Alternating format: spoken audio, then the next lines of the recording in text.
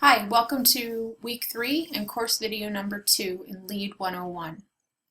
Before we delve into the content of this week's module, I'd like to point out to you that I've recently posted an announcement, and I want to go over just the key points of the announcement with you very briefly. Be sure that you take some time to read this announcement carefully. Please note that we do have an open 24/7 discussion board. This is an area meant for you to be able to communicate with your peers in the class as well as Sean, the TA. I will monitor it as well as I have been, however it's not been used. There's no expectation that you use it, but I just wanted to remind everyone that that is an available source of communication. Project team membership has been finalized, and there is a separate announcement that lists the project team members that's also at the bottom of this particular announcement. Each team is expected to meet with Sean, your TA, between June 28th and 30th to complete a progress report review. Details regarding the assignment are in the assignments folder, but I wanted to just remind you that that is an expectation you should be mindful of. Overall, the posts on the Americas discussion were strong, and I just wanted to remind students that discussion posts are worth a total of 20 points and include points for required comments and replies to your peers.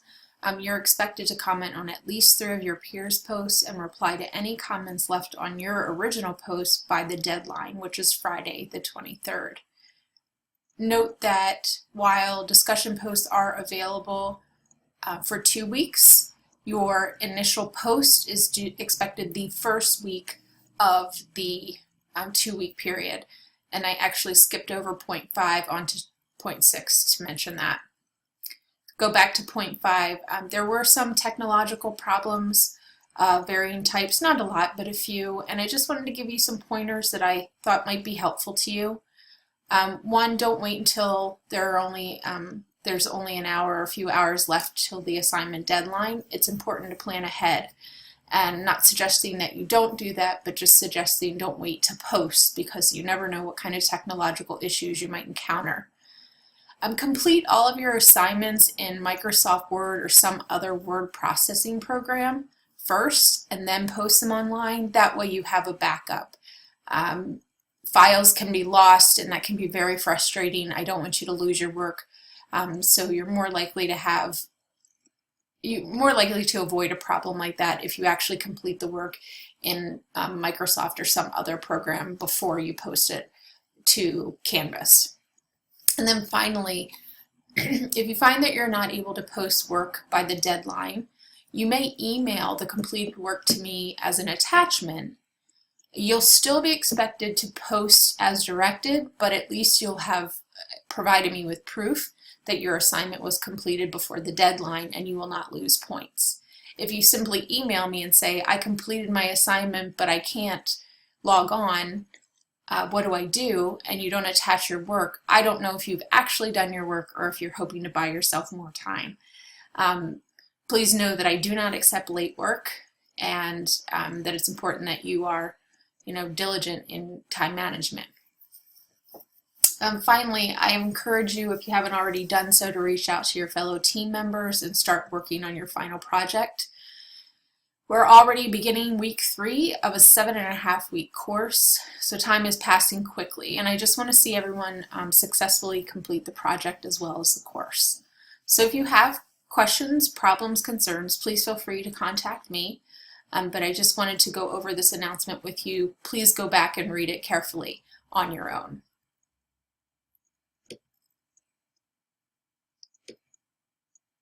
Here are the details regarding each of the 7 topical areas that will be covered this semester by project groups. There's animal rights in Iran, and these are the team members. Environment in Indonesia. Criminal justice reform in Rwanda. Under or malnutrition in Bangladesh. Education access in Niger. Healthcare access and substance abuse treatment in China. And finally, human rights in Tunisia.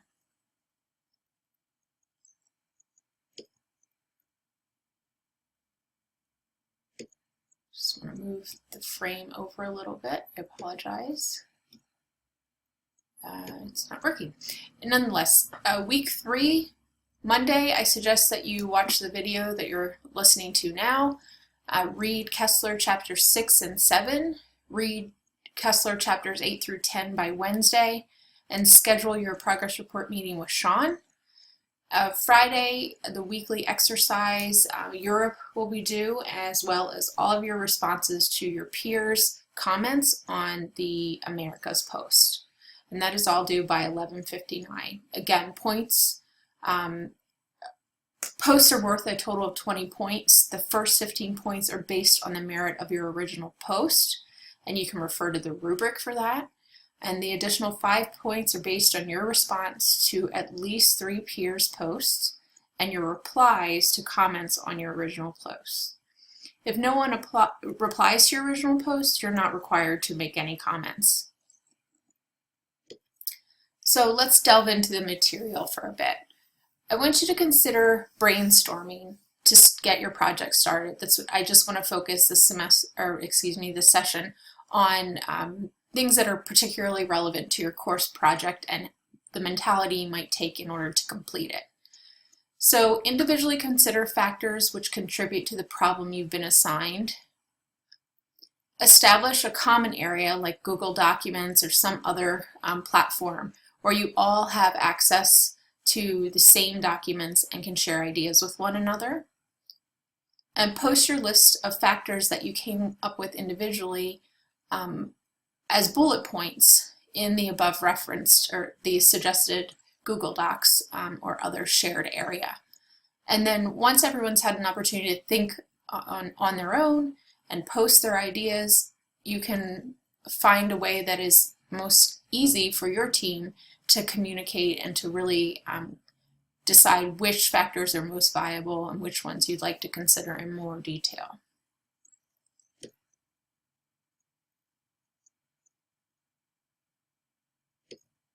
So the Do Good Well method for social innovation talks about 3 steps. Do what works, work together, and make it last. And I'd like to talk a bit about each of those 3 steps and how they will apply to your thinking as you complete your course project. So step 1, do what works. Design a systematic solution by expanding your thinking. Be sure you're considering the big picture. Consider why the problem even exists to better help you understand the entire system within which your issue is a part. And consider aspects of history, societal context, and local impact. Build on what works. Solutions that work are the ones that are effective. They produce your desired results. You might be able to use solutions which have proven to be effective in other areas and consider how to apply them to your particular area of interest. So be innovative, be creative, think outside of your particular issue and what you're finding. You might also ask yourself a series of questions, such as these. How have others tried to solve this problem? What methods did they use?